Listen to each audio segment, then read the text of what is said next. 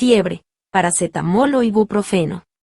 Nariz tapada, ojo, porque uno de los descongestionantes más vendidos del mundo podría no estar haciendo nada. Si te despertaste con el cuerpo cortado y no sabes bien qué tomar, quédate, porque te lo explico fácil. Te cuento todo, con cuidado, sin vueltas, en los próximos minutos. Antes de arrancar, algo importante. Esto es información general, pensada para entender mejor las opciones que existen. No reemplaza la consulta con tu médico o farmacéutico. Las dosis cambian según tu edad, tu peso, si tenés otras enfermedades, o si tomás otros medicamentos. Por eso, siempre lee el prospecto, y si tenés dudas, pregunta antes de tomar nada. Dicho esto, vamos al grano. Primero, fiebre y dolor de cuerpo. Los dos medicamentos de venta libre más usados para esto son el paracetamol y el ibuprofeno. El paracetamol suele tomarse en dosis de 500 a 1000 miligramos, cada 6 u 8 horas. Y algo clave, en adultos sanos, no conviene superar los 3000 miligramos por día, o un máximo absoluto de 4000 miligramos bajo estricta indicación médica. Pasar ese límite puede dañar el hígado, sobre todo si tomas alcohol con frecuencia. El ibuprofeno, por su parte, suele usarse en dosis de 400 miligramos, cada 6 u 8 horas. Para la venta libre, el límite sugerido suele ser de 1200 miligramos diarios, aunque bajo estricta indicación médica ese límite puede ser mayor. El ibuprofeno puede irritar el estómago y no es ideal si tenés problemas renales, cardíacos o úlceras. Por eso, ante esas condiciones, conviene preguntarle antes a un profesional.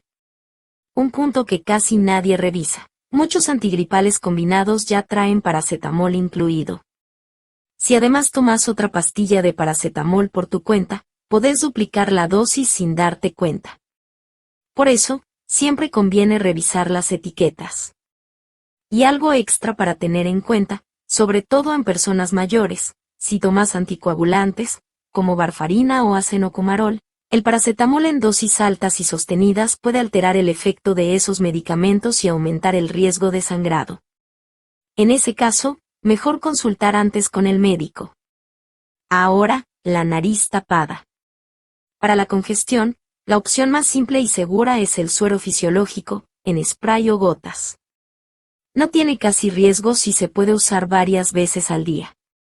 Sobre los descongestionantes en pastillas, hay algo que te va a sorprender, y te lo cuento más adelante en este video. Por ahora, lo importante, si tenés presión alta o problemas cardíacos, los descongestionantes orales pueden no ser para vos.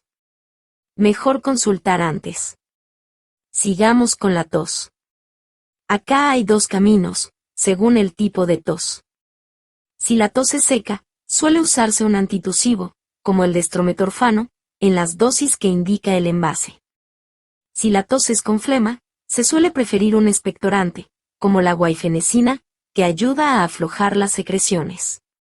Un dato simple y con buena evidencia, la miel puede ayudar a calmar la tos, especialmente de noche. Eso sí, nunca en bebés menores de 1 año, por riesgo de una intoxicación poco común, pero seria. Pasemos al moqueo, los estornudos y la garganta irritada.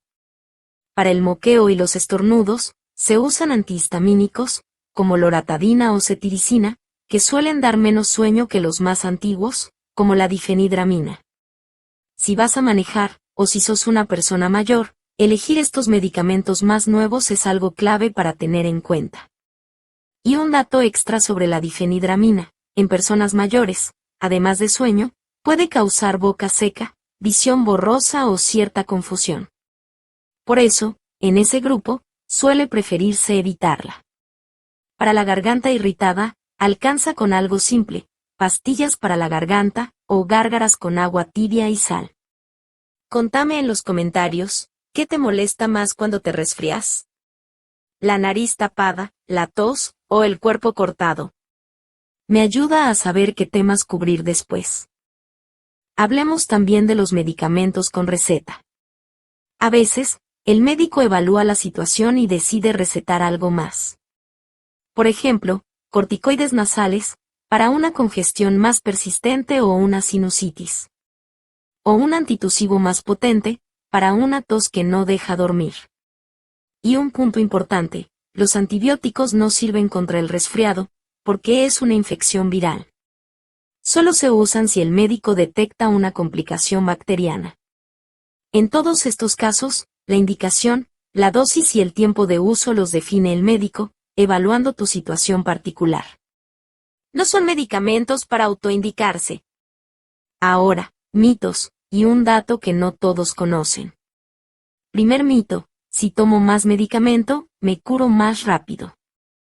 La realidad es otra. Superar la dosis no acelera la recuperación. Solo aumenta el riesgo de efectos adversos, como daño hepático o problemas cardiovasculares. Segundo mito, el resfriado se cura con antibióticos. La realidad, como vimos, el resfriado es viral. Los antibióticos no tienen efecto sobre virus.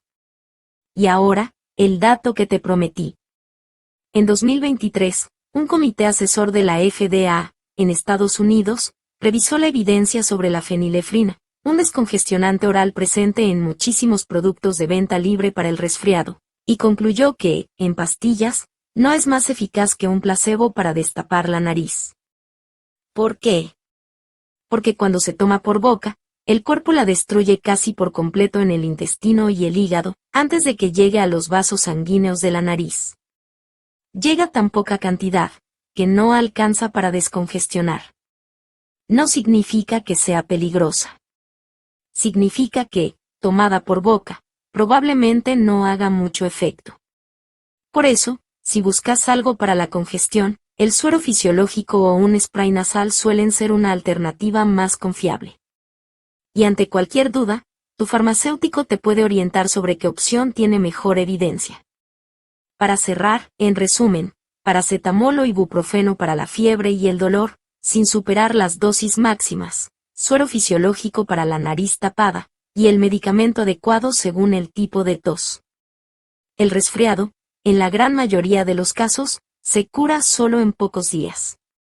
Estos medicamentos no curan más rápido, ayudan a transitar los síntomas mientras tu cuerpo hace el trabajo. Si algo no te queda claro, la mejor inversión de tiempo es una consulta corta con tu médico o farmacéutico. Si este video te sirvió, suscríbete para más contenido de salud explicado de forma simple. Y te dejo por aquí otro video donde hablamos de cómo diferenciar un resfriado de una gripe.